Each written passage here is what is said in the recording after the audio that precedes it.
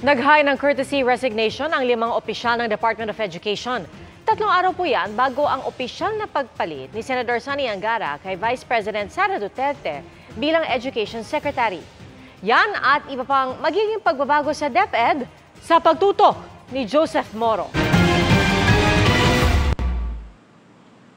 5 opisyal ng Department of Education o DepEd ang naghain ng courtesy resignation kabilang ang Chief of Staff ni outgoing Education Secretary at Vice President Sara Duterte na si Michael Poa. Sa July 19, epektibo ang kanilang pagbibitiw kasabay ni Duterte para bigyang pagkakataon si incoming Education Secretary Sonny Angara na pumili ng mga tao. Hindi naman minamasama ni Angara ang mga pagbibitiw. Kasalukuyan na raw sila naghahanap ng kapalit sa mga nag-resign na opisyal. These are appointees of, ito yung mga appointee ni Vice President Sara, Chief of Staff niya, at malamang dadalhin din niya sa Office of the Vice President. Sir, with the 4 or 5 officials na nag-resign, meron na ba kayong ipapalit sa kanila? Naghanap kami ngayon. Sa Huwebes pa sila magpupulong ni Duterte kasabay ng formal turnover. At sa Biyernes naman siya manunumpa sa tungkulin sa harap ng Pangulo. Pero tapos na siyang makapulong ang mga undersecretary, mga assistant secretary at mga regional directors ng DepEd. Ako willing to work with anyone ako eh. Hindi naman to political position, di ba? So gusto natin, yung pag-appoint sa atin, gitnang-gitna ng taon, pasukan na, budget season na. So dapat ready tayo yung mag-a-adjust, hindi sila.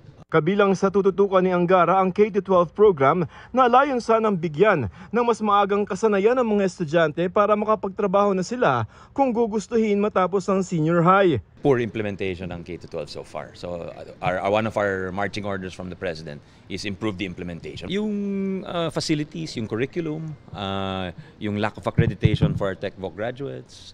Kaya yung mga employers, hindi nila alam ano yung tinapos nito. May degree nga siya pero ano yung actual skills niya.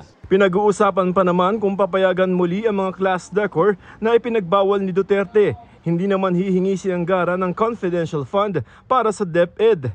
Pinaghahandaan din ang pasukan hindi lamang ng DepEd kundi ng ibang ahensya lalo't tag-ulan na.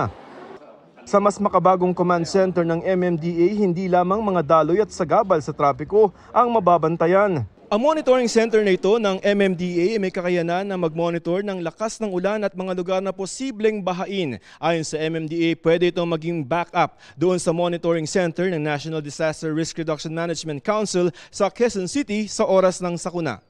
Yan po ay nagme-measure ng tubig na bababa sa Metro Manila galing po sa bundok ng Sierra Madre at sa Marikina watershed. It's either or. We want that kind of connectivity between one center to the other. Yeah. Para sa GMA Integrated News, Joseph Morong, nakatutok 24 oras.